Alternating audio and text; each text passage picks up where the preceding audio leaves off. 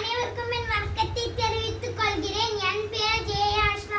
நான் 4ஆம் வகுப்பு படிக்கின்றேன். நான் இப்பொழுது கர்மவீரர் காமராஜரின் பொன்மொழிகள் பற்றி பேச வந்துள்ளேன். நான் தான் காமராஜர்.